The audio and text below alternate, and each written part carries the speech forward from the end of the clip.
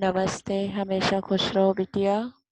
This is JVN Dr. Meenakshi Soni, Department of Homeopathic Repertory, Faculty of Homeopathic Science, Jyoti Vidyapeeth, Women's University, Jaipur. Digital version 2.0. This is our clinical class, how to work out a case with BTPP, Bonning Asan Therapeutic Pocket Book. To work out the case and utilize the therapeutic pocketbook, symptoms are to be classified and broken up and arranged into following order. First is the location. Location means जो part है body का, जो organ है, जो affected area है, that is location. तो सबसे पहले हम identify करेंगे location को. Second is sensation.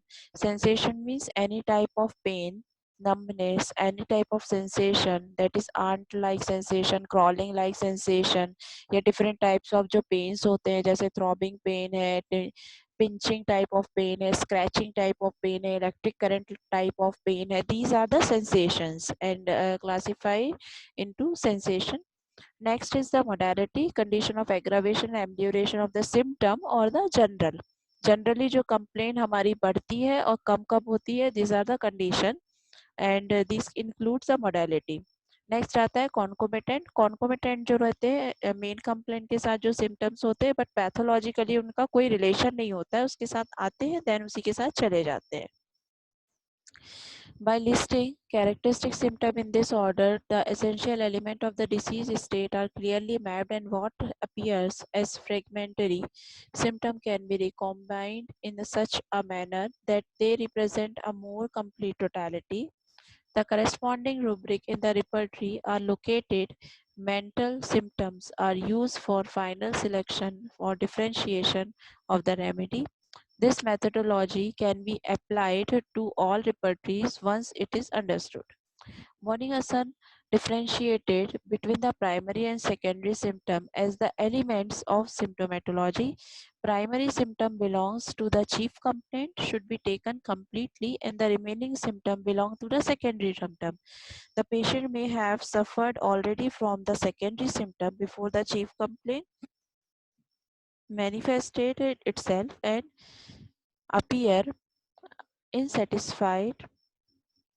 Now, they may have risen only after the occurrence of chief complaint, but in case they appeared after the primary symptom of the chief complaint, they are importance for the selection of remedy. That is, the newest symptom of the patient are the most important for the choice of indicated remedy.